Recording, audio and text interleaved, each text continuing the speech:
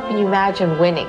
You always imagine being on top of the podium. Michelle Kwan has grown up in front of our eyes. From child prodigy to exuberant teenager to beautiful young woman, in victory and in defeat, she has always shown the heart of a champion. She's just amazing, just amazing. And I just never underestimate that young lady. She's got incredible strength. Michelle Kwan, now on Biography.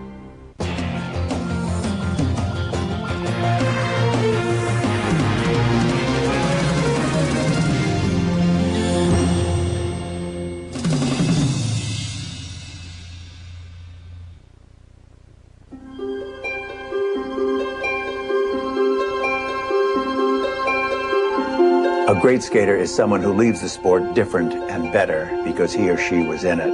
And I think that's, Michelle has done that. She is just phenomenal. She's been so steady and, been on top for over 10 years.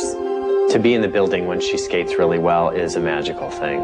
It's a very magical thing, and she's definitely one of the greats in my mind. She is a legend in her sport, one of the most decorated skaters in history, yet the one prize she wants most has eluded her so far. The prize that she has dreamt of since she was a little girl. I have a different perspective now than when I was 17. And I prefer this perspective because you enjoy it so much more. And you realize at the end of the day, it's not just about that 6 minutes that I was at the Olympics. It was the everyday hard work. It's the everyday pleasure that you get to be on the ice. So when people say, oh, you're staying in to win the Olympics, it's like, yeah, I'm staying in to try and win the Olympics. And I'm staying in just because I love the sport and just because it's what I want to do.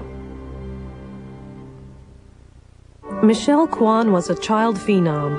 By 1996, the precocious 15-year-old was already the world champion. With only 2 years to go until the '98 Olympics, Michelle was the early favorite for the Olympic gold. Michelle appeared to be one of those rarest of child stars who actually loved what she was doing. There was no pushy stage parent waiting in the wings. My parents said, you could quit anytime you want. My parents really gave me a choice. The sessions used to be like $5.75. My dad said, here's $5.75. You can either go to the ice rink and pay for it, or you could go to, a liquor store and buy some candy. What do you want to do? And I took the money and went to the rink. And that made me realize that the money was coming out of my hand. By 1996, it looked like Michelle would sail through the next 2 years and collect her Olympic gold. But the next year, things started to go wrong. She grew taller and had to cope with her changing body. To make matters worse, she was having trouble with her skates. In the same year, Michelle lost both her national and world titles to the new kid on the block, Tara Lipinski. Why did I chicken out? I was working hard, but just the focus was very negative for me. I was very uptight. With just a year to go until the Nagano Olympics, Michelle found herself in the role of the underdog.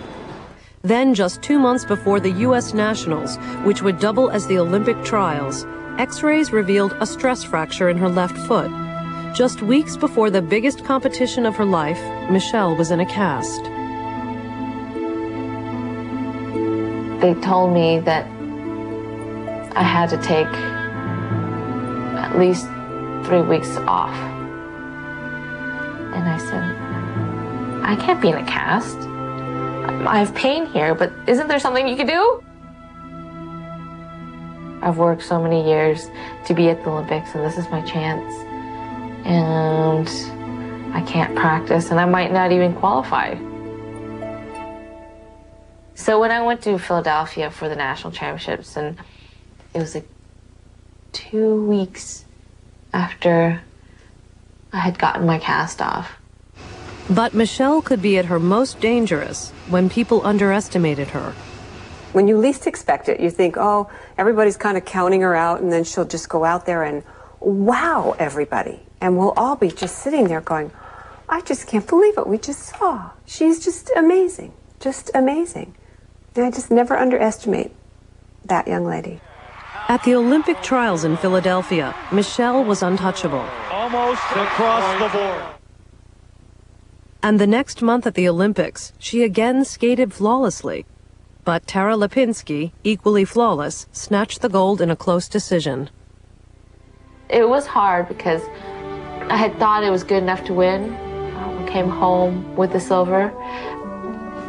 There was nothing I could do. I was really, really happy and thrilled about my performance. And some people think that, I lost the gold, but I felt more that I had won the silver.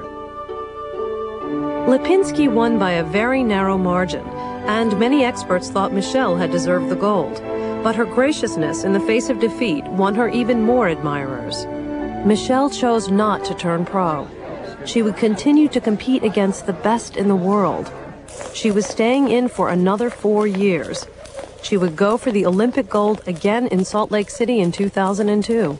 I was like, oh my God, you're going to go for another, that's going to be 4 years, it's going to be so long. But she's a great competitor, it's what she likes to do. I think that she would feel lost if she didn't have the competition. She lives by something that competition gives to her. For the next 4 years, Michelle reigned atop her sport, winning an incredible 4 out of 4 national titles and 3 out of 4 world titles.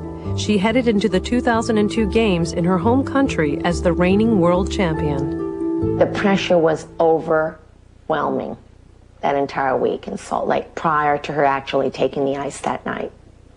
And I think most people could not even have taken the ice if they had that amount of pressure on them. Michelle made just one mistake, but her younger U.S. teammate Sarah Hughes was perfect. 4 years after getting silver in Nagano, she took bronze in Salt Lake City. My heart really broke for Michelle, just broke. I mean, I'm sitting in the crowd, and it was just so sad to see that happen again. I don't know how she can, pull herself back up and keep on competing after she's, gone through these heartbreaks. But I think all these heartbreaks are making her tougher. At a stage of her career when most champions would retire from Olympic skating, Michelle chose to go on testing herself in the crucible of competition, placing herself under pressure to see what would come out. I don't think that Michelle's skating is about medals. I think it's about challenging herself and scaring herself to death. I think she thrives on competition. She's not afraid to take a chance, and she's not afraid to be a warrior. 1 year after Salt Lake City, Michelle came back to the Worlds and faced all challengers, and won again. No woman in the sport's modern era has more world titles than Michelle Kwan. But she continues to pursue the one dream that has eluded her so far. Michelle Kwan has always been a hard worker. It was a quality instilled in her by her parents, immigrants from China and Hong Kong, who stressed the importance of hard work. The Kwans came to the U.S. in the 1970s, seeking a better life for the next generation. When my grandparents first came over, they worked at a restaurant for a couple of years before they made enough money to buy the property and start the restaurant. I remember talking to my father about when he came to the United States and he had absolutely nothing in his pocket. And having that sort of feeling going somewhere, being scared, but being ambitious and being a hard worker, you can get very far. The Kwans settled in Southern California. Michelle's father worked for the phone company. Her mother stayed at home with her 3 children.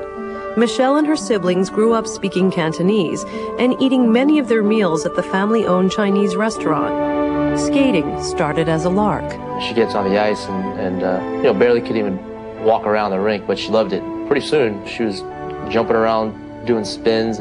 You can say that I was probably her first coach. I was the first one to kind of walk her around the rink a little bit, and didn't take long before she started showing me how to skate. Michelle and her older sister Karen fell in love with figure skating right from the start. We used to skate early in the morning, so we would just sleep in our tights and sleep in our little outfits and roll out of bed and get in the car. We'd wake up with each other and go to the rink with each other and spend the whole day with each other. And as we got older, we would even compete together. And when we skated together, it was just, I mean, it was so nice to have your best friend, you know, looking over and saying, oh, you're doing this wrong or you're doing that wrong, and why don't we, you know, have a competition. Let's do, see who can do the most double axels. What started as a hobby quickly became a passion. Michelle Kwan. About 8 and 10. That's when we got really serious. We're like, we could be good at this. Yeah, we could go to the Olympics. Once the girls got serious about competing, they rearranged their entire lives so they could train 4 or 5 hours a day. We had a really hectic schedule. We would skate at 3 o'clock in the morning. We'd get at least 3 or 4 sessions in before going to school. It's like 9:45 in the morning. After school, we'd go straight to the rink. And then we would go to my grandparents' restaurant and have dinner and then rush home and then try to maybe catch 30 minutes of TV if we were lucky and then go to sleep and then start all over again the next day.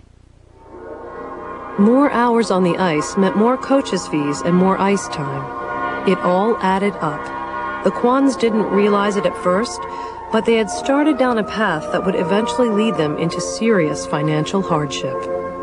My mom had to work a second job, and my dad was working, you know, a lot of hours during the day just to support us.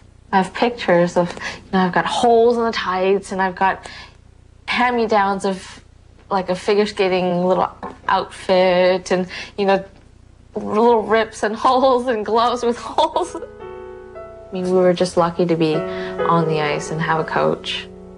I just remember growing up, we would save every penny. We would have this 5-gallon jug. Every single penny had to go into that jug. And we'd buy groceries with that money. And I remember going to school, and all my friends' parents had really nice cars, and my dad had this really beat-up blue car that he'd just drive us to school. And I'd be like, Dad, can you, like... And I didn't want to hurt his feelings because I knew that I wasn't very proud of the car, but I'd tell him, Dad, it's okay, you can just drop us off back here, it's all right, because all my friends are waiting out there. As Karen and Michelle got better at skating, the costs skyrocketed. There were more lessons, costs of traveling to competitions and buying costumes and customized skates.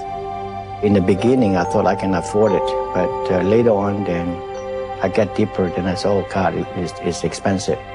At one point, there was not even enough money to buy a family Christmas tree. So there was a contest at school, and if you can thread popcorn, the longest string of popcorn, you win a tree, a little miniature tree with little decorations. And I looked at the tree, I was like, oh, I have to win this, because my sister and I like begged my parents to get a Christmas tree. We never got one. So in 1 minute, I swear my thread of popcorn was like from here to like San Francisco. And I had my eyes set on that tree and won that Christmas tree, and I took it home. So after school, my dad came to pick me up, and I said, Dad, look. That was a very, very special Christmas, because we actually had presents under a Christmas tree. Ultimately, Michelle's parents sold their home in upscale Palos Verdes to help finance the girls' skating. So I think we better, you know, sell the house and then get a smaller house instead. The day came when the Kwans could no longer keep up with the cost of keeping 2 daughters in elite skating, which soared to over $50,000 a year. At that point, we were almost in debt. I talked to Karen and I talked to Michelle too. At the same time, I said, you know what? If you want to skate, maybe you don't need the lesson for a while. I think you can practice what you learned in the past. because I can't afford to pay for it no more. Because I don't want to, put the whole family in jeopardy. Michelle Kwan's father wanted to support his daughter's dreams, but his bank balance had reached zero. He could no longer afford to pay for lessons. That was tough because you go to a competition and there's your father standing next to the rink, next to the boards, and whereas other skaters had the coach. That season, 10-year-old Michelle had her best regional competition ever, attracting the attention of a talent scout who offered both Kwan girls a scholarship to the world-famous Ice Castle International Training Center. But Ice Castle was in Lake Arrowhead, California, a 2.5-hour drive from the family home. So Michelle's father made a 5-hour round-trip commute each day to stay with the girls, while her mother remained in LA with the girls' older brother, Ron.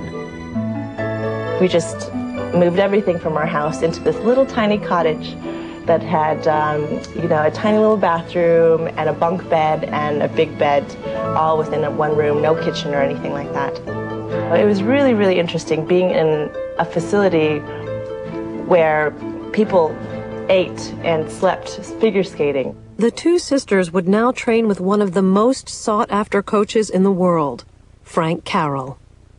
Working with Frank Carroll, this famous coach, it was such an amazing place to train. It was like a serious rink. It was there because people wanted to be the best. They wanted to go to the Olympics and they wanted to win. So that was like the atmosphere that I wanted.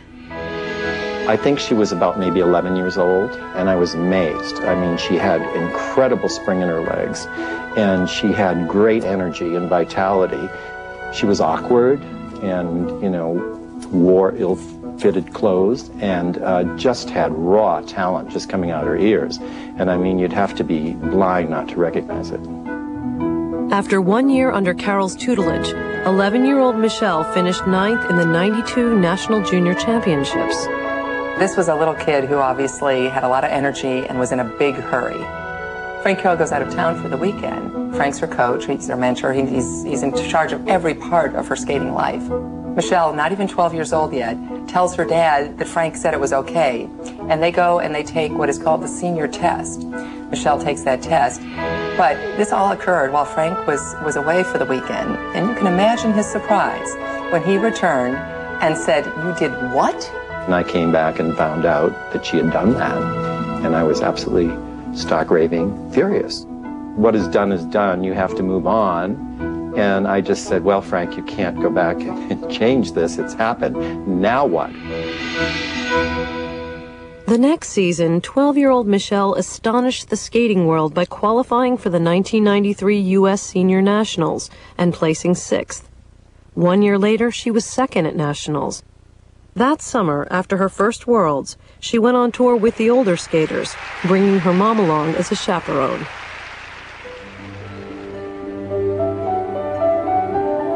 I don't want to watch any skating when I'm on the road, but I would go out and watch her every night because I really loved that she had this soul.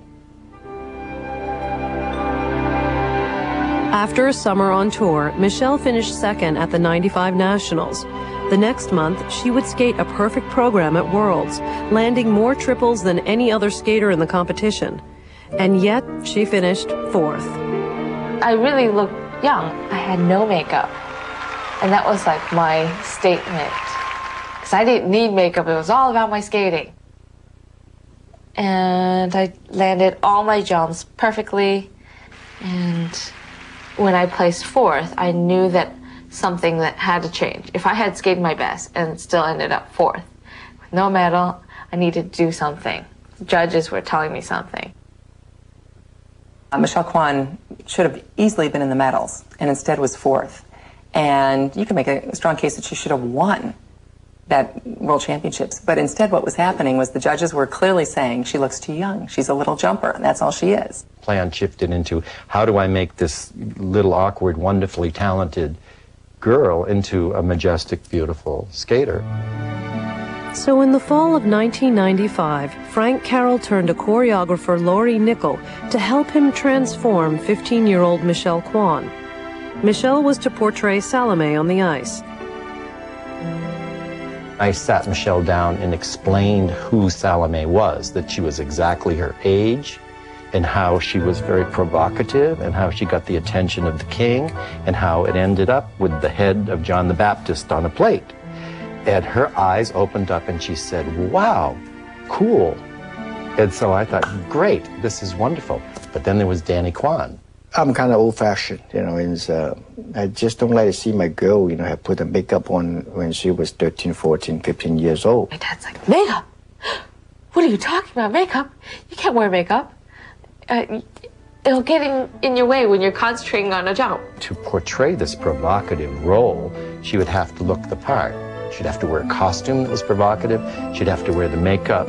And she was a very traditional Chinese little girl from a traditional Chinese family, and she never wore makeup.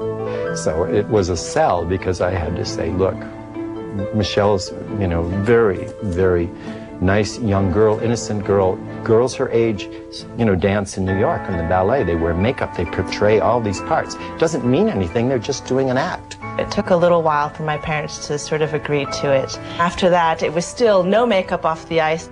But a new look was only part of the new image.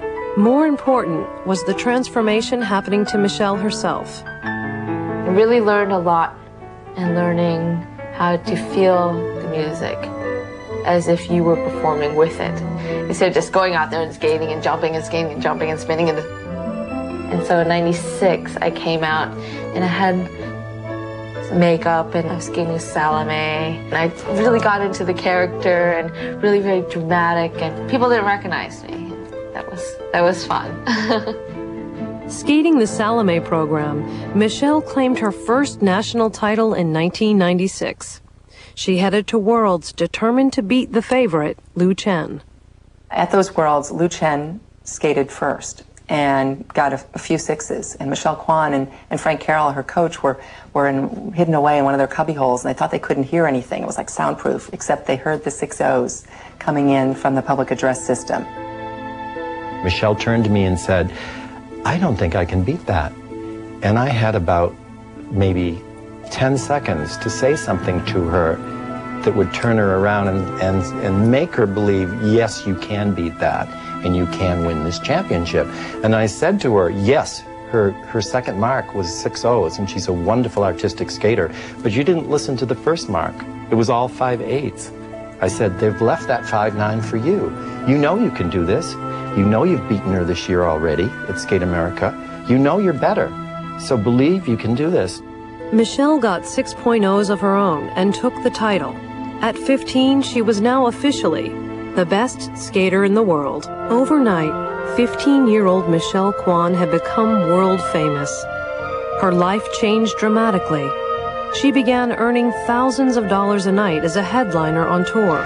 She is the 1996 World Champion, Michelle Kwan. Young as she was, she suddenly found she was a role model to others. Yet somehow life at the top was harder than expected.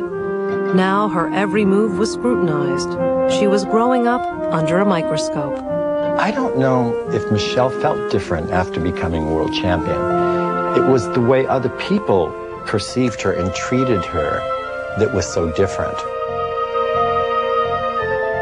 Once you hit the top, it's like, where do I go but down? And I worried a lot, and I had a really hard time concentrating. My body changed a lot, like every girl does. And, you know, in the media, it's like, oh, it's her body changing. She's falling on triple Lutz because of her weight, and, you know, she's growing and she's turning into a woman. And I'm like, this is really embarrassing. After becoming world champion, Michelle's father had signed a deal for his daughter with a company that made skates, but Michelle couldn't adjust to the new skates. She headed to the 1997 Nationals to defend her title, feeling uncertain. Triple toe, double toe, and then a fall off the end of it. I remember going backstage. I can see it right now in front of me, and she was in the distance, and I looked over at her, and she she looked at me and her eyebrows, wrinkled, and she started crying. And so I went over to her and I just hugged her. That night, Michelle left an opening for her rivals, and Tara Lipinski stepped through. Tara Lipinski was just driven, and I'd never seen a little girl quite like that before. The minute I saw her on the ice, I could tell she was not intimidated about anything, and she was just, just there to show off. A few weeks later in Lausanne, Switzerland, Michelle lost her world title to Tara Lipinski. So now Tara Lipinski is the reigning national and world champ, stealing those titles from Michelle Kwan, who had them in '96. It's a real defined, two defined resumes, certainly. You've got Michelle Kwan and then Tara Lipinski, and now they're both converging, and they're just going to meet in this incredibly intense 1997-98 Olympic year. Less than a year before the '98 Olympics, Michelle needed to reinvent herself again. Coming off of the '97 season and all the trouble that Michelle had, she's just cruising along. I mean, everything, all systems go through that year, heading into the '98 Nationals. And boom, the word comes that she's got a stress fracture and that she's got a cast on her leg and that she's out. Michelle is sort of a fish out of water if she's not on the ice. I think that when she had that cast on and she was told not to skate for 5 weeks, that she didn't know what to do with herself. I think knowing that the Olympic trials were coming up, you're in a cast and you can't get on the ice, it was sort of one of those nightmares that you have and you can't seem to wake yourself up out of it. When she finally got off the cast, the first time she got out there and skated, she burst into tears and came back to me and said, I don't think I can do this. I don't think I can do this. I can't put any weight on it. I'm weak. And I don't think this is going to work. Ready or not, she arrived in Philadelphia in January for the Olympic trials. I went to Philadelphia, just no expectations. I let loose and just had fun. And I think you really saw the joy of Michelle come through. She was just alive. She was like floating over the ice. She wasn't skating on the ice. She was floating. And you could tell she loved this program. You could tell it was just a part of her. And she brought the house down. I think there's just a quality there of completeness and openness and welcomingness to her skating. And that's a quality I haven't seen too often. It all came from the heart, and that was the one thing that everybody strives to do, is just to skate from the heart. Michelle was on top of her sport again. Tara Lipinski finished a distant second. Michelle was heading for the Nagano Olympics as the odds-on favorite. Well, I was glad that I had the time in between nationals and the Olympics to get myself prepared as best as I could. And I still had pain in my left foot and my stress fracture, and it didn't heal 100%. The pressure on an Olympic favorite is enormous, but it was nothing compared to the pressure Michelle was putting on herself to realize her dream. It was either win or die. And I had that mentality going into the Olympics, and I was like, I gotta win, I gotta win, I gotta win. The Olympics are just so different. It's a very different competition, and the pressure is enormous. And going there as a favorite is even more so. I remember her asking me questions about what it was like to win the Olympics. What was it like, and she never asked me that kind of stuff. In Nagano, her focus was total. Michelle won the short program. Tara Lipinski was second. Michelle was one performance away from Olympic gold. How could I describe the Olympics? You work and you visualize every single moment that you're going to be at the Olympics. And that day comes. It's just unbelievable. You step into the rink, and the first time I skated over the Olympic rings, I think I started crying. It's so emotional because you just, you visualize every second that you're there and you're skating and performing, and then here it is. It's like the stage is set. My experience with Michelle at the Olympics, The Olympics are a very, very important thing to her, to the point that she almost tightens up when the time comes because she probably wants it so bad. I felt Michelle was tight that night before she took the ice. She was nervous, but her willpower was astonishing. Under the greatest pressure of her young life, 17-year-old Michelle Kwan was simply perfect.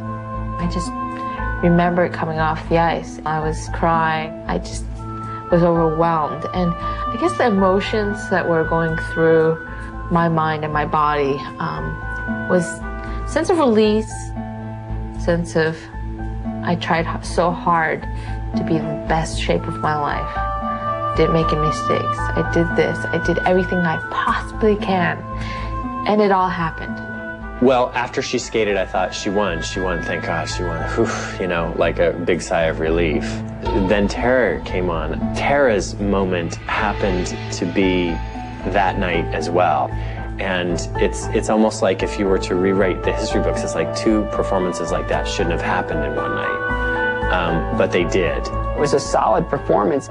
She would have won a lot of other Olympics, and it'll be debated, you know, because they were both good performances. You know, but it was Tara's night. It was just a great rivalry that went Tara's way. Everybody works hard. Everybody wants to win, but there's only one spot. It was one of the more remarkable human efforts for Michelle Kwan to handle herself as she did in Nagano the moments after she had not won the gold and the press conference occurred. There she is, her eyes are still puffy from having cried, and Tara Lipinski is in this giddy dream world that you can only imagine. You know, this kid has just won the Olympic gold medal and no one can believe it. And she handled herself very well, Tara did. But the question, the rivalry question came up very quickly. What do you two think of the other? And Tara giddily said, I didn't watch Michelle skate, but I know she did great. And, you know, Tara just gave it the answer you would expect from a teenager who's in some other world. And Michelle Kwan took the microphone and very quietly paused for a moment and then said, Tara, I like you. Michelle called from Japan probably about 30 minutes after the results and everything. And I remember the sound of her voice, and gosh, that was so tough. I think that was probably one of the hardest moments that I have, because she wanted it so badly, and I know that she had skated her heart out. Getting the silver was tough, because I thought, how could I do that? I always, my dream was to win. My dream was to win the gold. Not the silver, I want to get the gold. And I just realized when I got silver, I'm like, life is just as good winning the silver. It doesn't make me a better person if I had won the gold. It doesn't make me any different. It's just medal. Ironically, finishing second at Nagano seemed to make Michelle Kwan even more popular with the public. The next month, Tara Lipinski retired, while Michelle went on to the 98 Worlds and captured her second world title. At only 17, another Olympic bid was physically possible. It was a question of motivation. After the Olympics, I think it took a while for her to get back on her feet. It was just a very, very emotional time for her. It took her probably a year or two to start feeling like she could do it. Michelle was a competitor at heart, and she would keep on competing. She would stay in for another 4 years, but she would do it on her own terms. So just months after Nagano, she made an unusual decision for a skating champion. She was going to go to college. She enrolled at UCLA in the fall of 1999. I just decided I want to experience going to school, being in the dorms, just that whole atmosphere. And it was incredible because it made me realize, you know, skating is so small. They just like, oh yeah, are you still competing? Are you still doing that kind of little thing, that little sport you're doing? And it put everything in perspective. Michelle won the 1999 U.S. title and finished second at Worlds, but even that minor misstep led some in the skating world to question whether she still had a champion's medal. She would answer her critics at the 2000 Worlds in Nice.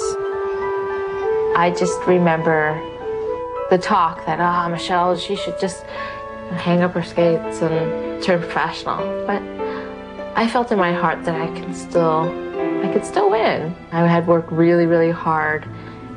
And just watching the tapes, I remember I had this look in my eyes and just this like fierce, like, look, it was actually not attractive, but I was like, just as if I was holding like I don't know, like an arrow or something that I was gonna toss. I was like, attack was my word. She attacked again the next year in Vancouver, winning an incredible 4th world title and setting herself up for her 2nd Olympic bid.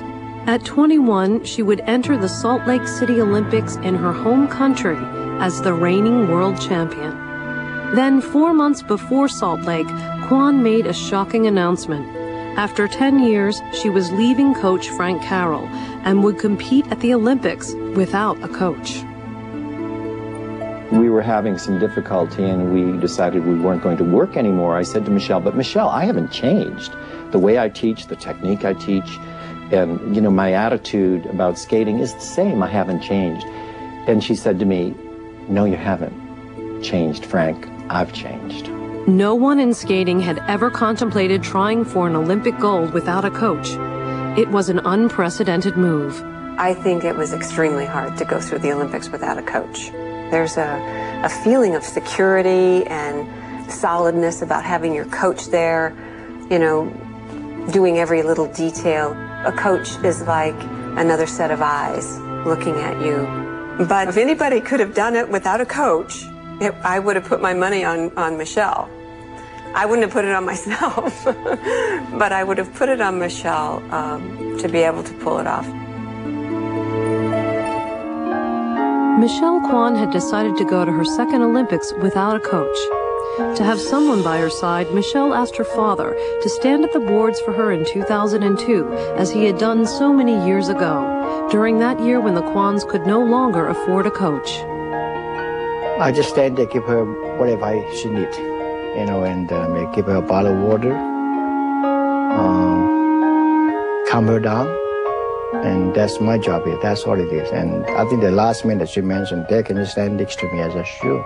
It was a little bit scary, you know, because I think that there was a lot of pressure on my dad. I could see it, you know, not that he was, I'm sure he wanted to go out and skate for her, but, you know, just standing there and going, okay, we've done these things for 15 years now, you know, I've watched you skate, now this is the Olympics, okay, go out and skate. At the Olympics, I had my dad there on the boards, and I had to put myself on the ice, but yet I had somebody standing there that loved me and I trusted, and I had him by my side no matter what happened. And that was a great, secure feeling for me. And the only thing I had to worry about was going out there and skating. And that was very sacred for me. It was just me and the ice. In the short program, Kwan skated magnificently, taking 1st place. For the 2nd time in her life, she had the lead, entering the Olympic finals. The pressure to skate well is so high. My own expectations were so high. I skated the best short program. The long program, I just made a few mistakes.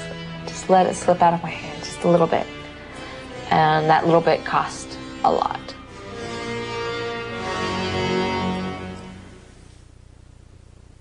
I said, hey, that's, you know, hey, you did your best. I'm proud for you. I'm proud of you. That's what I told her. Michelle ended up with the bronze medal. The next day, in the exhibition following the Olympics, she skated in a gold dress to the music Fields of Gold, a number she had planned in advance. I've never seen her skate with such emotion. I found myself tearing up, you know, as an older brother.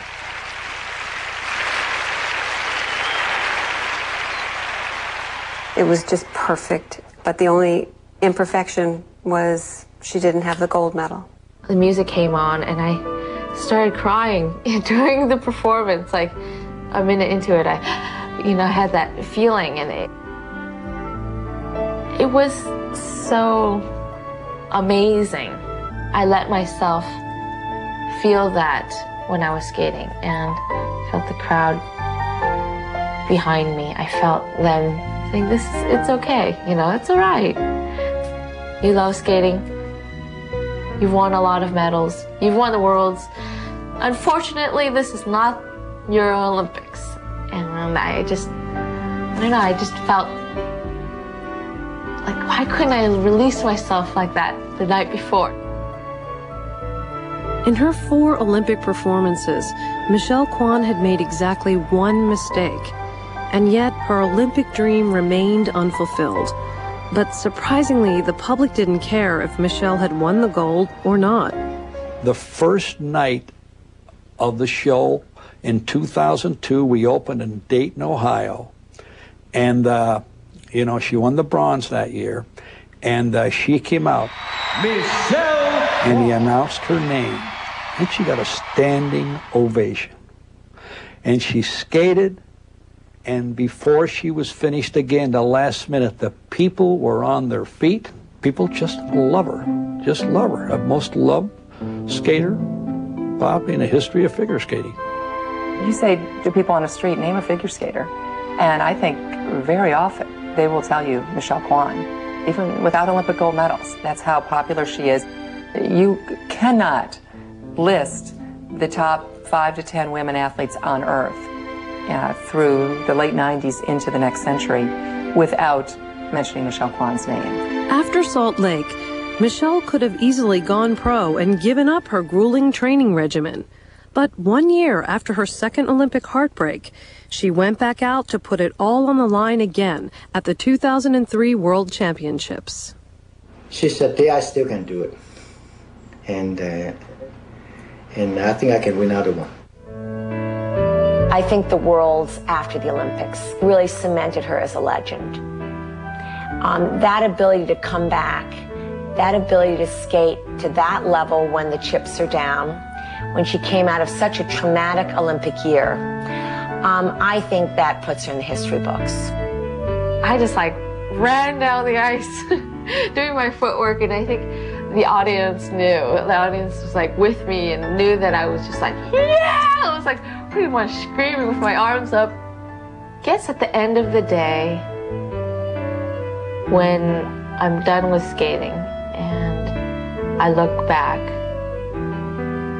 and to have a gold medal, that would be just perfect.